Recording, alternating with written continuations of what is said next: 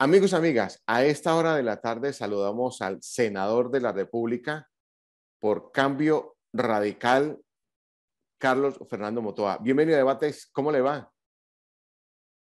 Oscar, muy complacido de estar con usted nuevamente en este espacio importante de la televisión de Cali y el Valle del Cauca. Un saludo a los televidentes.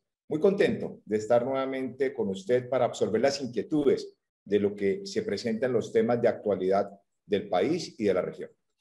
El senador Carlos Fernando Motoa es abogado especialista en Derecho Administrativo. Nació en Palmira. Su padre, Miguel Motoa Curi, le dejó un importante legado: trabajar por la comunidad del Valle del Cauca y el país. Y durante su trayectoria, el senador ha tenido un gran compromiso en el trabajo legislativo y político, sacando, por ejemplo, adelante proyectos de ley como el de trabajo en casa o el de historia clínica electrónica. Además, ha sido ponente de la ley Fomento Mujer, que fortalece y promueve la igualdad en el cambio laboral, buscando que tenga mayor oportunidad en el país. Senador, ¿cómo va ese trabajo legislativo hasta el momento? Bueno, Oscar, estamos en un nuevo gobierno, estamos con una nueva implementación, si me permite la expresión, de proyectos de ley, de iniciativas, de ideas que ese nuevo gobierno quiere comenzar a desarrollar junto con el Congreso. Yo he venido siendo crítico de algunas posiciones o algunos proyectos que el gobierno ha venido presentando o los anuncios que ha generado. Me ha parecido que en muchos de esos temas ha existido improvisación. Me parece que le ha faltado un exhaustivo y riguroso estudio de los temas y del impacto que esas iniciativas pueden generar en la comunidad. Y lo digo a propósito de alguna propuesta, el pacto histórico, por ejemplo, de legalizar la cocaína. Óigalo bien, Oscar, legalizar la cocaína en el país. A propósito también del tema de la reforma tributaria, a propósito de la suspensión de la exploración de búsqueda de gas, de yacimientos de gas en el país. Son temas que uno como legislador, como congresista, como ciudadano incluso, debe pronunciarse. Ese ha sido el criterio y el actuar que he tenido en estas últimas semanas. Y claro, Oscar, recuerdo los trabajos legislativos, las iniciativas que lideramos en el gobierno anterior. Usted lo ha mencionado, la ley de trabajo en casa, una ley fundamental que protegió la salud de las familias, que protegió la salud de los trabajadores, pero sobre todo que protegió el empleo en el país. Y gracias a esa ley de trabajo en casa es que se ha podido venir recuperando los índices de empleabilidad, de ocupación que teníamos antes de pandemia. Así que esta es la posición que siempre he asumido como senador de la República, como congresista: independencia, argumentos y, por supuesto, siempre actuar de frente a los requerimientos de las comunidades. Senador, ¿cuál es su opinión sobre la reforma tributaria? Bueno, primero quiero ponerlo en contexto a usted y a los televidentes que mi partido Cambio Radical siempre ha sido acucioso, estudioso, riguroso y ha venido generando exámenes exhaustivos a esa reforma tributaria. Lo menciono porque tal vez en el año 2016 fue mi partido, Cambio Radical, y este senador de la República quienes votaron en contra del aumento del IVA que estaba contenido en la reforma tributaria de aquella época, del 16% al 19%.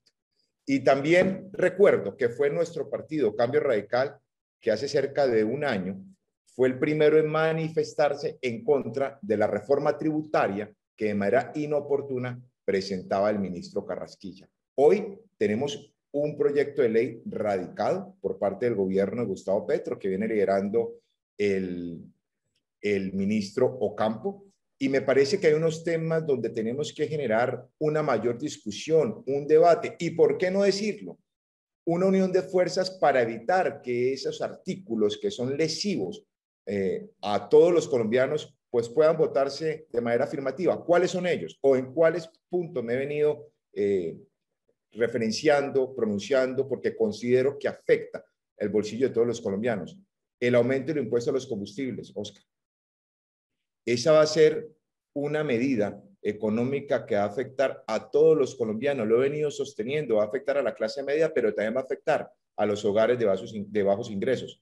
porque si usted aumenta cualquier valor a los combustibles, pues inmediatamente va a aumentar los fletes, el transporte de esa mercancía, de esos insumos, de esos alimentos. Y si aumentan los fletes, pues va a tener que verse reflejado en el valor del producto final y va a afectar cuando cualquier ciudadano compre ese producto. Llámese empresario, trabajador, jubilado, ama de casa, todos van a verse afectados con ese producto final si se le aumenta el valor a los impuestos a los combustibles. Y entre otro tema también importante es que, entre otros los temas importantes es que esa visión del gobierno actual de afectar, de gravar, de generar impuestos, de eliminar aranceles a los combustibles, pues también afecta a unas zonas limítrofes del país que tienen una supervivencia y que su economía se mueve mucho con esa disminución que existe en el valor de los combustibles. Me refiero a La Guajira, al departamento del Cesar, a Putumayo, a Arauca, por eso a Nariño. Por eso es tan importante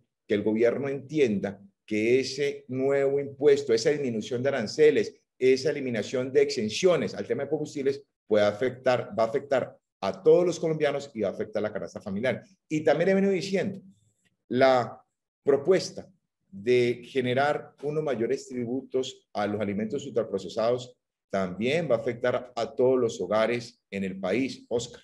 El consumo de mortadela, por ejemplo, el consumo de yogur, de otros productos que todos los hogares colombianos consumimos, pues no va a distribuir ni va a diferenciar entre ricos y pobres. Va a afectar a todos los colombianos, particularmente a los hogares de escasos recursos, de ingresos menores, dentro de lo que se ha venido concibiendo como una redistribución equitativa en los temas impositivos o en los temas de impuestos. Pero hay otros temas que también me parecen de gran preocupación al interior de esta reforma tributaria, como la eliminación de exenciones en la cultura, sí, en producción cultural, en producción audiovisual, muchos temas que van venido de los temas ambientales también. Con la nueva reforma tributaria se establece la eliminación de incentivos para quienes promueven ecoturismo. Así que no existe, de verdad, cómo quedarse callado ante esta situación que, en mi criterio, va a golpear los ingresos de la clase media, pero también va a ser muy gravosa la situación de la familia de escasos recursos. Recordemos la inflación que tenemos, recordemos el desempleo que tenemos, recordemos la crisis económica que está viviendo el país en la actualidad. Esta reforma tributaria es inoportuna, afecta, como lo he venido diciendo en estos ejemplos, de manera grave a la clase media, pero también afecta a los hogares de escasos recursos. Senador por Cambio Radical por el Valle del Cauca, Carlos Fernando Motoa, ¿considera justo o no le gusta el retorno a las horas extras? Es una discusión que hace varios años se viene dando en el país, una reforma que se aprobó en el año 2002. Oscar, y le recuerdo esto a los televidentes, siempre importante tener el contexto de estas iniciativas legislativas. En el 2002 se aprobó una reforma legal para que el recargo nocturno, las horas extras, se comenzaran a contar a partir de las 10 de la noche, no a partir de las 6 de la tarde, como estaba en ese momento, con un criterio, con un objetivo, la generación de empleo. Se aprobó esa reforma en el año 2002 por el Congreso de la República y resulta que no dio los resultados y los compromisos que se esperaban en materia de generación de empleo. Luego, en el año 2017, se presentó una reforma legal donde ya no era considerado a partir de las 10 de la noche el recargo nocturno, sino a partir de las 9 de la noche. Y hoy se presenta una propuesta por parte del Gobierno Nacional y por parte particularmente de algunos integrantes del Partido Liberal para reducir las horas extras a partir de las 6 de la tarde. A mí me parece que es justo, a mí me parece que es equitativo. Tengo una preocupación y es el momento actual de la economía, lo que venimos diciendo en tema de generación de empleo, en tema de competitividad, los impuestos que se quieren generar con la reforma tributaria, porque se habla de gravar dividendos, se habla de volver a establecer para las personas jurídicas y las personas naturales también el impuesto al patrimonio, ciertas medidas que pueden afectar en conjunto, junto con esta propuesta de reducir el horario para comenzar a cotizar o a generar el recargo nocturno, alguna afectación grave en materia de empleabilidad.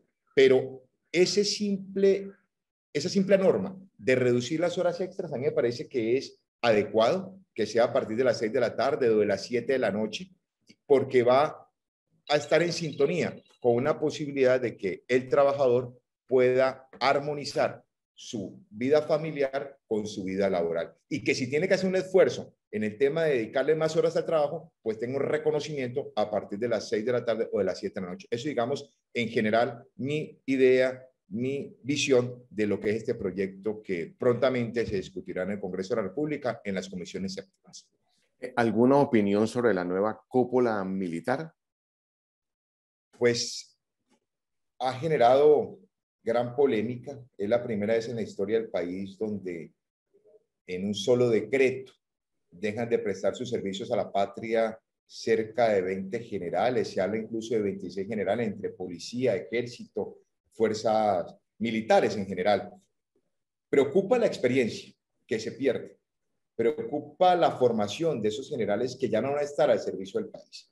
Y una nueva cúpula, vale la expresión, nueva, renovada, que no sabemos qué tanta experiencia tiene para afrontar el delito en la dimensión que actualmente tienen que enfrentar Colombia. Genera esa preocupación. No tenemos ningún reparo con el comandante general de la policía, ni de cada una de las fuerzas públicas que se han venido anunciando por parte del presidente, pero sí nos genera mucha zozobra esa eliminación de experiencia, de talento, de recurso humano, de planeación, de programación que tenían los generales que desafortunadamente lo han llamado a calificar servicios. Vamos a hacer ese debate también en el Congreso de la República prontamente, una vez conozcamos los otros anuncios que tienen que ver directamente con el Ministerio de Defensa. Sobre el gabinete que tiene el presidente Gustavo Petro, ¿qué opinión tiene?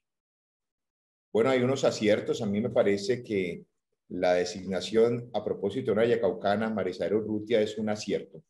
Ha sido deportista, conoce la problemática de las personas que luchan su vida para destacarse en el deporte, conoce también la falta de apoyo que existe por parte del gobierno y sector privado en una línea tan fundamental como es generar actividad física, pero también lograr deportistas de alto desempeño y alta calidad. Y en eso Maricel Urrutia pues es una representante digna, campeona mundial, campeona sudamericana, conoce y ha tenido experiencia administrativa. Ese me parece que fue un acierto. Candelareña, ya lo he dicho, de esta región, afro.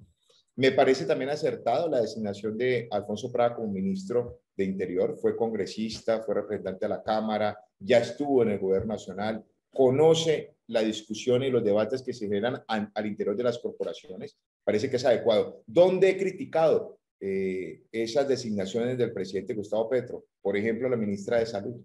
Me parece que ese ministerio, que es muy técnico y que en todos los gobiernos ha sido ocupado por personas técnicas, hoy se le haya entregado a una activista política, como lo es la doctora Corcho. Y tengo también reparos sobre algunos otros ministros, pero vamos a darle ese beneficio de la duda una vez desempeñen su labor como ministros y como encargados con unas responsabilidades muy grandes en el nuevo gobierno de Gustavo Petro.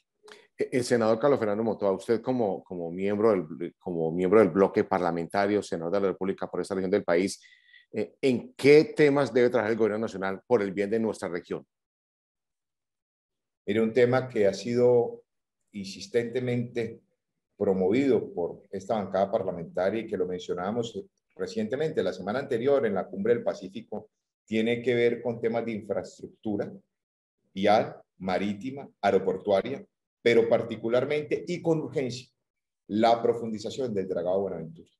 Si eso no se realiza en los próximos meses, Oscar, vamos a tener impacto negativo en la economía y en la generación de empleo de una región que ocupa unos altos índices de desempleo y que tiene también unos altos índices de pobreza y de pobreza extrema. Yo creo que esa es una tarea fundamental, así se le ha comunicado al ministro de Hacienda, para que comience a desarrollarse en las próximas semanas y podamos, ojalá, el próximo año, tener esas obras fundamentales, como es, entre otras, la profundización del dragado del puerto de Buenaventura. Para finalizar, concejal, se cumplen 5 años de la partida de su señor padre, Miguel Motoa Curi, un líder político, sin duda alguna, de nuestro departamento con raíces en el municipio de Palmira.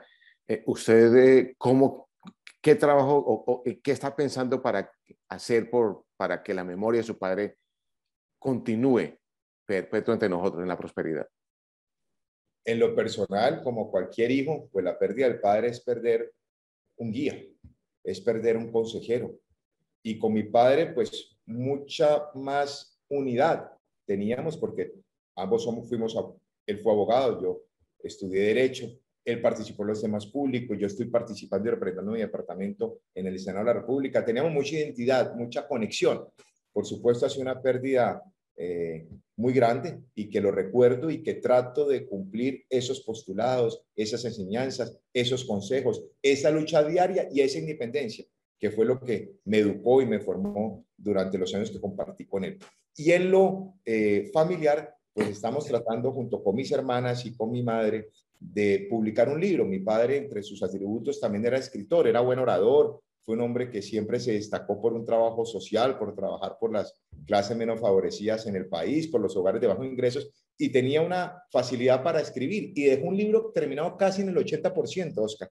Entonces, nos hemos puesto en la tarea, en el propósito de terminar lo que le faltaba a ese libro, ya lo hemos podido realizar, y espero en los próximos días, más tardar en el mes de octubre, poder publicar ya ese libro de las memorias de mi padre, el primer libro que vamos a publicar de lo que fue su obra política y de lo que fue su trabajo social en el departamento del Valle de Cauca, que lo reconocen en esta ciudad, en Cali, en Palmira, pero también lo reconocen mucho en Bogotá. Fue una persona muy querida por las comunidades, por los colegas en el Congreso de la República y por las personas que tuvieron algún contacto con él. Dejó un gran legado, dejó una gran labor que hoy recordamos y recuerdan en todo el departamento, en toda la región. ¿Tiene en mente el nombre del libro? Estamos en eso. Sabe que esos son de los temas, lo que es la escogencia de fotografías, del título, de carátula, son los temas más sensibles porque es como poder reflejar en una imagen o en una pequeña frase lo que representó la vida de mi padre. Estamos en esa discusión. Vamos a ver si podemos concretar esos temas que en mi criterio ya son temas menores porque ya el contenido, ya el fondo del texto, ya el prólogo, por ejemplo, que lo ha escrito el doctor Armando Barona Mesa, que fue compañero de mi padre también en el Congreso, que ha sido un buen abogado, que fue diplomático, que ha tenido una experiencia importante administrativa y legislativa en Colombia, pues nos ha generado ese honor de escribir el prólogo. Nos falta esos temas de pronto de estilo que espero pueda concretarse en las próximas semanas para que ya podamos poner a circular el libro de mi padre en Cali y en la región. Qué bien, qué maravilla. Por aquí lo estaremos difundiendo en su momento. Doctor Carlos Fernando Motova, senador de la República por el grupo político Cambio Radical de nuestro departamento. Muchos éxitos, muy amable. Si se le quedó algo en el tintero, lo escuchamos. No, Oscar, muchas gracias por la oportunidad. Usted es un periodista objetivo, serio, que dignifica su profesión, y agradezco a los televidentes por haber tenido paciencia de escucharme en este espacio, posiciones críticas, independientes, algunas de apoyo en lo que respecta a mi labor como congresista junto con el gobierno nacional y la misma independencia que he tenido con el gobierno departamental y con el gobierno local de Santiago de Cali. Muchas gracias, Oscar, por esta oportunidad. A usted, senador. Amigos y amigas, no se retiren. En segundos volvemos con mucho más en Debates.